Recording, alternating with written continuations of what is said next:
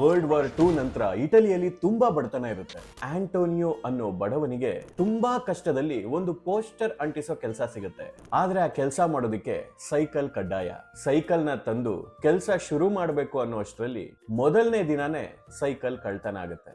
ಈಗ ಸೈಕಲ್ ಇಲ್ದೇ ಇದ್ರೆ ಕೆಲಸ ಇಲ್ಲ, ಕೆಲಸ ಇಲ್ದೇ ಇದ್ರೆ ಹೆಂಡತಿ ಮಕ್ಕಳನ್ನ ಉಪವಾಸ ಕೆಡೋಗ್ಬೇಕು. ಆಂಟೋನಿಯೋ ತನ್ನ ಮಗನ ಜೊತೆ ಸೈಕಲ್ ಹುಡುಕೊಂಡು ಇಡೀ ರೋಮ್ ನಗರವನ್ನ ಅಲ್ದಾಡ್ತಾನೆ.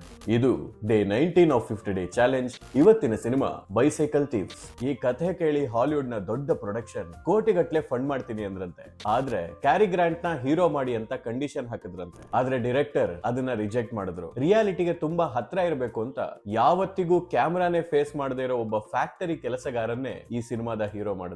ಸಿನಿಮಾದ ಪ್ರಾಣ ಅಂದ್ರೆ ಆ ಪುಟ್ಟ ಮಗು ಬ್ರೂನೋ. ಆ ಪಾತ್ರಕ್ಕೋಸ್ಕರ ಎಷ್ಟೇ ಆಡಿಷನ್ ಮಾಡಿದ್ರು ಸರಿಯಾದ ವ್ಯಕ್ತಿ ಸಿಗ್ತಾ ಇರ್ಲಿಲ್ವಂತೆ. ಆದ್ರೆ ಒಂದು ದಿನ ಶೂಟಿಂಗ್ ನೋಡೋದಕ್ಕೆ ಕ್ರೌಡ್ ನಲ್ಲಿ ಒಂದು ಪುಟ್ಟ ಮಗು ನಿಂತಿತ್ತಂತೆ. ಆ ಮಗುವಿನ ಕಣ್ಣು, ಅದರ ಎಕ್ಸ್ಪ್ರೆಷನ್ ನೋಡಿದ ನಿರ್ದೇಶಕರು ಈ ಹುಡುಗ ನನ್ನ ಕ್ಯಾರೆಕ್ಟರ್ ಗೆ ಸೂಟ್ ಆಗ್ತಾನೆ ಅಂತ ಅವನನ್ನೇ ಕಾಸ್ಟ್ ಮಾಡಿದ್ರಂತೆ. ಯಾವ ಸೆಟ್ ಇಲ್ಲ, ಆರ್ಟಿಫಿಷಿಯಲ್ ಲೈಟ್ ಇಲ್ಲ. ಇಡೀ ಚಿತ್ರವನ್ನ ರೋಮ್ ನಗರದ ಬೀದಿ ಬೀದಿಗಳಲ್ಲಿ ಗರಿಲ್ಲಾ ಸ್ಟೈಲ್ ನಲ್ಲಿ ಶೂಟ್ ಮಾಡಿದ್ದಾರೆ. ಎಷ್ಟೋ ಸಲ ಅಲ್ಲಿದ್ದ ಜನರಿಗೆ ಅಲ್ಲಿ ಶೂಟಿಂಗ್ ಆಗ್ತಿದೆ ಅನ್ನೋದು ಗೊತ್ತಾಗ್ತಿರ್ಲಿಲ್ವಂತೆ. ಈ ಸಿನಿಮಾನ ನೋಡಿಲ್ಲ ಅಂದ್ರೆ ನೋಡಿ, ಯಾರಾದ್ರೂ ನೋಡಿದ್ರೆ ಹೇಗನ್ನಿಸ್ತು ಅಂತ ಕಮೆಂಟ್ ಬಾಕ್ಸ್ ಅಲ್ಲಿ ತಿಳಿಸಿ.